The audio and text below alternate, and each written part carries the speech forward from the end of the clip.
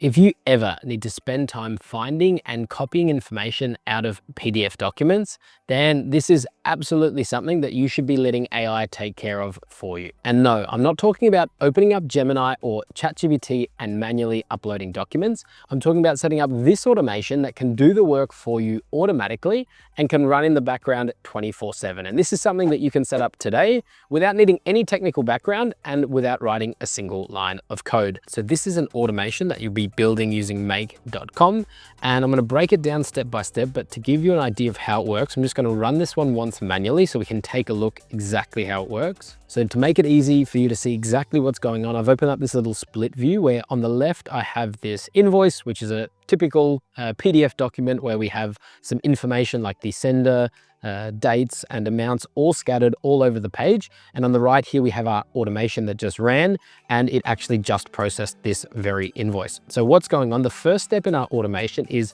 we have a Google Drive action, which is watching new files in a folder.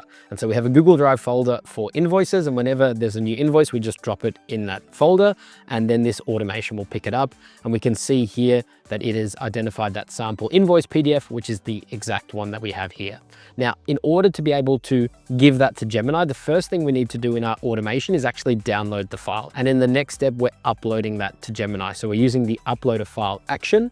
And what this means is we can actually then create a Gemini completion. And you can think about this as just like prompting Gemini. However, since we've uploaded the file, we're able to reference it in our prompt, and we can take a look at the results here. What we're getting is this might be a little bit technical, but a JSON file, and we can see all the different data points that we're extracting from the invoice. So you can see here the invoice sender that completely matches exactly what we have here. The invoice sender address also matches, and then we have the invoice number, invoice date, total amount, and it's all completely accurate and formatted in the way we want. Next up, we simply need to pass the result that we get from Gemini so that we can map this information into specific fields. And finally, we save that all in a Google Sheet. And here we can see perfectly all the invoice data perfectly organized in our Google Sheet with the sender address, invoice details, and we have a one-click link where we can open up that invoice. This whole thing just took 30 seconds without requiring any input from me whatsoever. Now, this automation is not just for invoices. This same system can be applied for legal contracts, financial reports, marketing white papers, order forms, RFPs,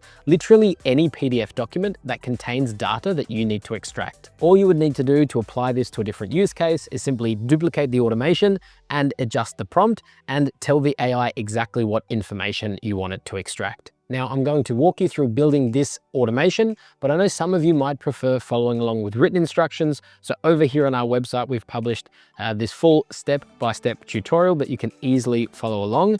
It also includes all the prompts that you'll need for building this automation that you can simply copy. Plus, you can also simply download the blueprint of this automation and import it directly into your account. All right, so let's build this out step by step in Make. So I'm gonna get started with adding a Google Drive action. So I'm gonna just search from the list of apps that Make have an integration with for Google Drive.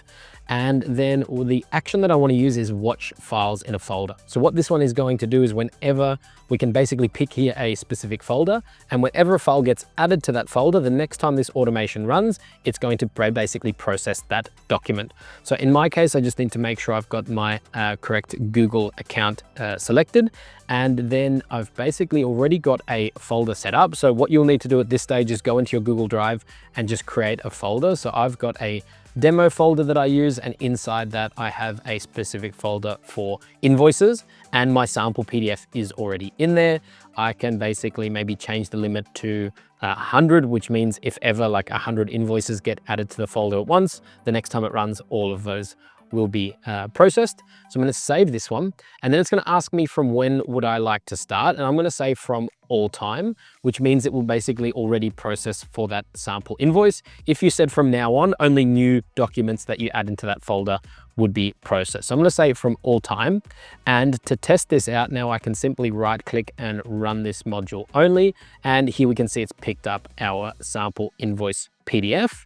Now the next step, as we saw earlier, what we need to do is actually download this file into our Make scenario so that we can upload it to Gemini. So I'm going to select download a file from the list of Google Drive actions, and the file ID I'm simply going to map from the first step. So the way it works in Make, whenever you have these modules added on, you can always reference things from previous steps. So here, when we watch files in a folder, we get the file ID of any new file that gets added to the folder. So that's the one that we're going to download. And now that we've downloaded it, we can add our Gemini steps. So here I'm just going to search for Gemini. We can see Google Gemini. And the very first thing I need to do is upload this file, because eventually we're going to use the creator completion. That's basically like giving a prompt to Gemini. But in order to attach that document with the prompt, we first need to upload it. So I'm going to select upload. Now, I already have my Gemini account connected here. This is very, very simple. I will show you, if you want to add a new Gemini account, all you need is the API key. And I actually have recorded another video which shows you in less than 2 minutes how to set up and get your free Gemini API key. And I will also leave a link to that video in the description below. So grab your key, paste it in, and then you're good to go. But I'm going to use my connection that I already have set up. And what you'll notice is that it has already detected the downloaded file from the previous step. So I don't need to configure anything else here. I can simply hit save. And now what we're ready to do is basically prompt Gemini. What I might just do, so that the scenario knows what we're mapping, I might just run this one once again and test it. So whenever you want to test this out while building, rather than adding new files into my folder, what I can simply do here is right click and say choose where to start. And I'm going to go back to all time. I could even choose manually and it will show us all of the files that are in that folder. And right now we only have that sample PDF. So now I can run this one. So what we get from this upload a file action from Gemini is it will give us some details about the file. So it's detected that it is a PDF, but very important is this URI. What this is a link that we need to now give in the next step so that Gemini knows exactly what file we want to analyze. So I can simply now add another Gemini step, and that will be create a completion. What we need to configure here, first of all, is what model do we want to use. For any sort of PDF document analysis, I would suggest using the best model, which is currently 2.5 Pro. So I'm just going to select Gemini 2.5 Pro from the list here. And now we can add our messages. And you can think of messages as a prompt that you would write in the Gemini app. So if I add a new message, this message is coming from the user, which is you or me. And the very first thing that we're going to add to this user message is not text, but rather a file. And this is, you can think about this the exact same way as uploading that file in the Gemini app. And what we can simply do here is this file URI, we're going to map that from the previous step where we uploaded our PDF to Gemini. So I'm just going to grab this URI variable here and as well the MIME type. And now what we can do is to this user message, we can add some text. And this is going to be our prompt. And as I mentioned, we have this prompt over on our website in this written tutorial. So I'm simply going to copy this one, but I can just quickly break down exactly what it's doing. So let me zoom in. This is actually quite a simple prompt. It just says, please extract the following information from the invoice PDF attached. And it's basically giving exact instructions about this JSON object that we want to create.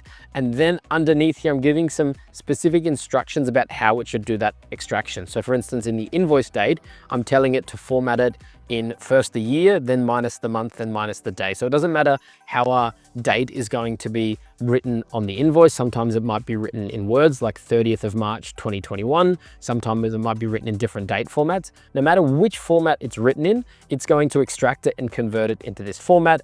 And the same thing with the currency code. So if you are applying this to any other use case, for instance, let's say you are in marketing and you want to have AI read different white papers and come up with social media content ideas, it's simply just about changing the prompt, saying, hey, instead of here's an invoice, is here is a white paper. I want you to extract potential ideas for content, and you probably just need to give it some guidelines about what good content looks like. So I'm simply going to copy this prompt and head back over to Make. And then here in my Gemini create a completion step, I can simply just paste this one in. So it looks a little bit like, let's say, tightly formatted now, but that is no issue for AI whatsoever. So if I save this one, again, this might be probably a good time to run and test that this is working.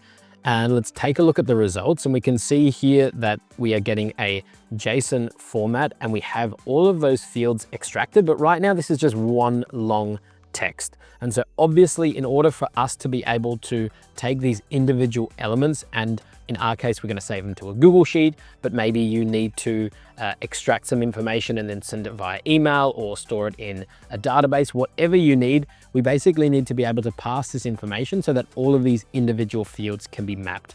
Now, if you are new to the area of JSON, I know it does look a little bit technical. We actually have a full lesson dedicated to JSON and understanding API documentation as a part of our API lesson in our AI and automation course. I will leave a link to that one in the description below. So if this is something that you want to get into and understand better, definitely check out the link below.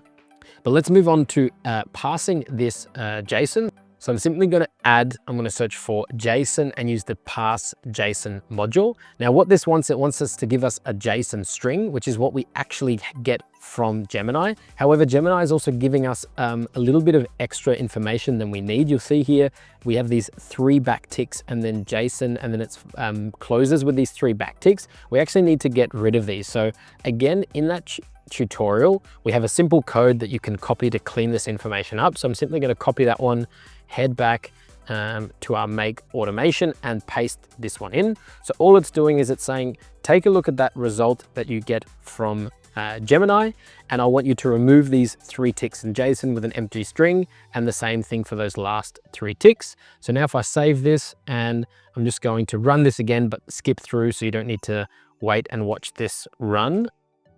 And we can see now we're getting those exact same fields, but this time we basically have them as different items in Make, and this means that we can map these separately in the next step. So speaking of the next step, let's drop in our Google Sheet.